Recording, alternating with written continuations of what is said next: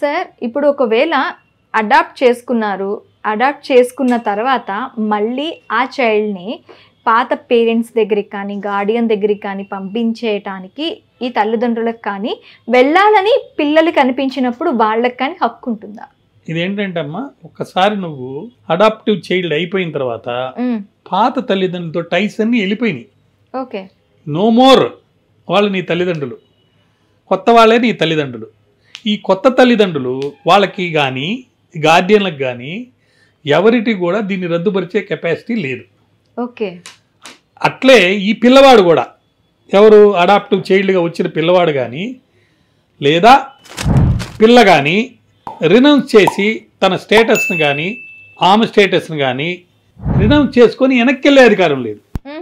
అది చాలా ఇంపార్టెంట్. ఏంటంటే 15 ఏళ్ళ లోపు పిల్లవాడు మైనర్ కదా, అవును, మైనర్ కన్సెంట్ ఇచ్చే అధికారం లేదు. కానీ ఆ మైనర్ తరపున తల్లిదండ్రులు కానీ తండ్రి కానీ గార్డియన్ కానీ కన్సెంట్ ఇచ్చి పంపించేసాడు. అవును, అక్కడికి వెళ్ళిన తర్వాత పాత వాళ్ళు గుర్తొస్తున్నారు. అక్కడికి వెళ్ళిన తర్వాత వీళ్ళు బాగలేరు, నేను వెనక్కి వెళ్తానంటే కుదరదు. ఓకే, సో కొత్త తల్లిదండ్రులతోనే కొనసాగించాలి. అదేవిధంగా కొత్త తల్లిదండ్రులు కూడా, అరే నేను తీసుకొచ్చుకున్నాను, నువ్వు నన్ను బాగా చూడటం లేదు, నువ్వు వెనక్కి వెళ్ళిపో అనడానికిలే.